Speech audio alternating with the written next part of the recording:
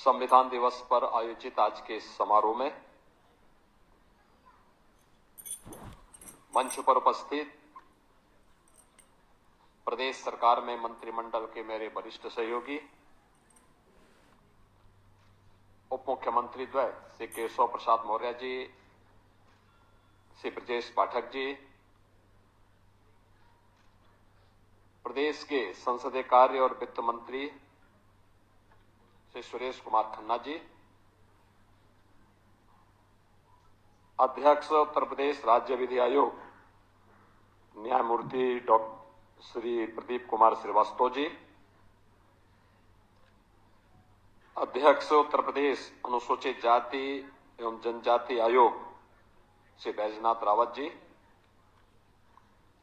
प्रदेश के मुख्य सचिव श्री मनोज कुमार सिंह जी, प्रमुख सचिव संसदीय कार्य श्री जयबीर सिंह जी, भारत के संविधान के वास्तुकार बाबा साहब डॉक्टर भीमराव अंबेडकर जी को, जिन्होंने भारत के संविधान को भारत के अनुरूप बना करके दुनिया के सबसे विस्तृत संविधान के माध्यम से आज ही के दिन 1949 में एक भारत श्रेष्ठ भारत की आधारशिला को पुख्ता कर दिया था। हम सब जानते हैं कि 15 अगस्त 1947 को देश आजाद होता है, लेकिन आजादी के पहले 1946 में भारत के स्वाधीनता संग्राम सेनानियों की मांग के अनुरूप कैबिनेट मिशन के सामने जब भारत ने अपना प्रतिवेदन रखा और हमारे स्वतंत्रता संग्राम सेनानियों ने अपना प्रतिवेदन रखा था, तो उन्होंने अपने देश के लिए एक स्वतंत्र संविधान सभा गठन करने की मांग की थी। 1946 में संविधान सभा के चुनाव और संविधान सभा के गठन के बाद पहली बैठक 9 दिसंबर को होती है और 11 दिसंबर 1946 को डॉक्टर राजेंद्र प्रसाद जी पहली बैठक की अध्यक्षता श्री सत्येंद्र नारायण सिन्हा जी ने की थी, जो संविधान सभा के सबसे वरिष्ठतम सदस्य थे। और उस सभा में डॉक्टर राजेंद्र प्रसाद जी को 11 दिसंबर 1946 को भारत के संविधान सभा के अध्यक्ष के रूप में उनका चयन होता है। और फिर इसके बाद एक कार्यक्रम आगे बढ़ते हैं। फिर संविधान की जो 13 समितियां बनी थी, उनमें जो महत्वपूर्ण समिति थी ड्राफ्टिंग कमेटी, जिन्हें संविधान के वास्तुकार के रूप में भारत का संविधान कैसे होना है, कितनी धाराएं होंगी, कितने अनुच्छेद होंगे, क्या क्या इसमें बंद और उपबंध होंगे, इन सभी बातों को समाहित करने की दिशा में जिस कमेटी को कार्य करना था, वह दायित्व दिया गया भारत माता के महान सपूत भारत रत्न डॉक्टर भीमराव अंबेडकर जी को, जिसे उन्होंने बखूबी निभाया। अनेक सत्र इस दौरान संविधान सभा के हुए और भारत के संविधान के अलग अलग सत्रों के माध्यम से अलग अलग मुद्दों पर अलग अलग भारत की जनता के अनुरूप न्याय, समता और बंधुता के लक्ष्य को प्राप्त करने के लिए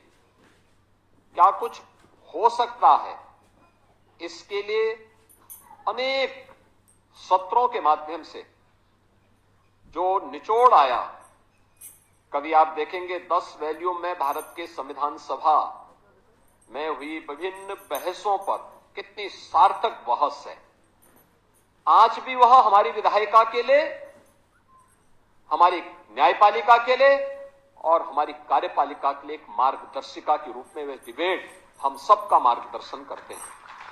और हम लोग चाहेंगे कि वास्तव में भारत के संविधान सभा के माध्यम से जो डिबेट हुई है, हर संस्थान में वे डिबेट होनी चाहिए। आपको उसमें मुद्दे मिलेंगे, तथ्य मिलेंगे, भारत की यात्रा के बारे में एक जीवन दर्शन को जानने और सीखने का एक अवसर आपको प्राप्त होगा। और अंततः उसका निचोड़ जो डिबेट हुई है, वे डिबेट मूल रूप से नहीं, उसका एक निचोड़ जो लेके आना था, वह भारत के संविधान के रूप में बाबा साहब भीमराव अंबेडकर जी ने देश को दिया। 26 नवंबर 1949 को संविधान सभा ने संविधान अंगीकार किया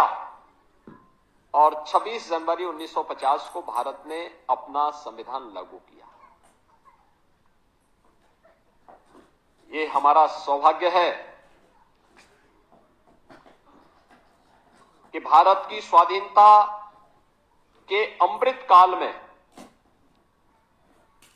हम भारत के संविधान के अमृत महोत्सव वर्ष का शुभारंभ कर रहे हैं।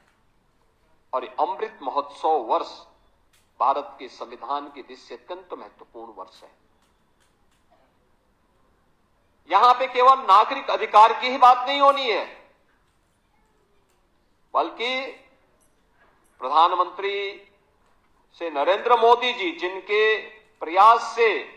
जिनके दूरदर्शिता के कारण आज हम संविधान सभा का दिवस के इस आयोजन के साथ सहभागी बन रहे हैं, जिसे उन्होंने आज से 10 वर्ष पहले पूरे देशवासियों को कहा था, जब उन्होंने बाबा साहब भीमराव अंबेडकर के भव्य स्मारक के बनाने के कार्यक्रम का शुभारंभ किया था। तब उन्होंने कहा था कि समय आ गया है जब हम भारत के संविधान दिवस को भी एक सार्वजनिक महत्व का दिवस मान करके इस आयोजन को पूरी भव्यता के साथ आयोजित करना सीखें। और फिर उन्होंने नोटिफिकेशन जारी करवाया और नोटिफिकेशन जारी करवाने के बाद 26 नवंबर 2015 से संविधान दिवस का एक कार्यक्रम इस भव्यता के साथ पूरे देश के अंदर आयोजित हो रहा है। यह हमारा सौभाग्य है कि उत्तर प्रदेश में विधानसभा और विधान परिषद में हम लोगों ने नागरिक कर्तव्यों को लेकर के इस पे एक डिबेट भी करवाई। लगातार इन मुद्दों पर चर्चाएं हुई। 2019 में हम लोगों ने इस मुद्दे पर विशेष सत्र आयोजित करके इस पर एक दिन का पूरा सत्र ही नागरिक कर्तव्यों को लेकर के उत्तर प्रदेश विधानसभा ने आयोजित किया। महत्वपूर्ण यह है कि भारत का संविधान हमें अधिकार देता है, और कितना बड़ी बात है कि भारत के हर जाति, मत, मजहब के लोगों को, जो भारत का नागरिक है, उस हर वयस्क मतदाता, समाजवादी शब्द भी नहीं था, सोशलिस्ट शब्द भी नहीं था। कांग्रेस ने चोरी छिपे जब ये देश के नागरिक अधिकार निरस्त किए गए थे, इमरजेंसी थी,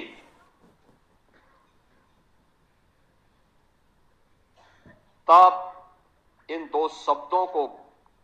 भारत के संविधान में डाल करके भारत के संविधान की आत्मा के गले को घोंटने का काम कांग्रेस ने किया था, कांग्रेस ने किया था। और इसीलिए जो लोग देश की जनता को गुमराह करते हैं, उन लोगों को बताए जाने की आवश्यकता है कि देश के प्रति इनकी भाव क्या है।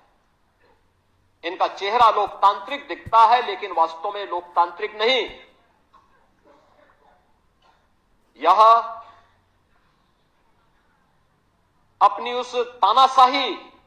फांसीवादी मानसिकता के तहत काम करने वाले लोग हैं। और जब भी इनको अवसर मिलेगा, ये लोग इससे पहले 1976 रहा, 1975 रहा हो, या फिर भारत के बाहर जाकर के भारत के अंदर बाबा साहब भीमराव अंबेडकर के द्वारा सामाजिक रूप से दलित,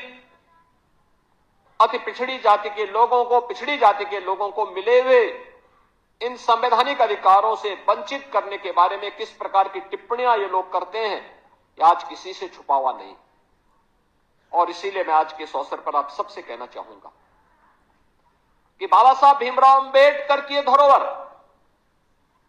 जो संपूर्ण भारत को, 140 करोड़ भारतवासियों को एकता के सूत्र में बांधता है,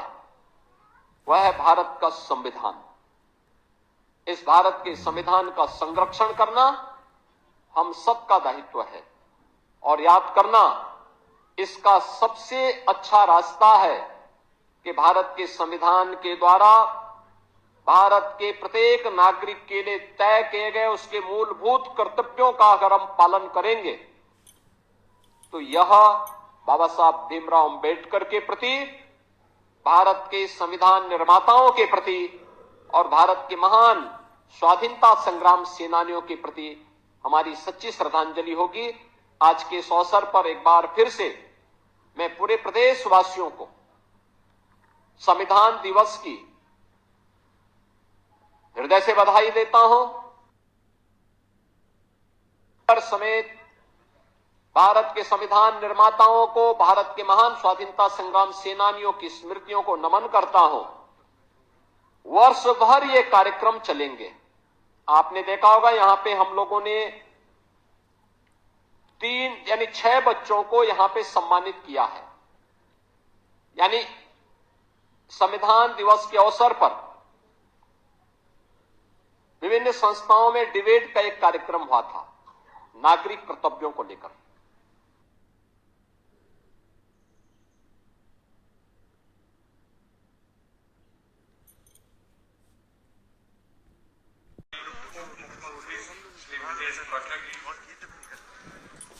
माननीय संसदीय कार्य मंत्री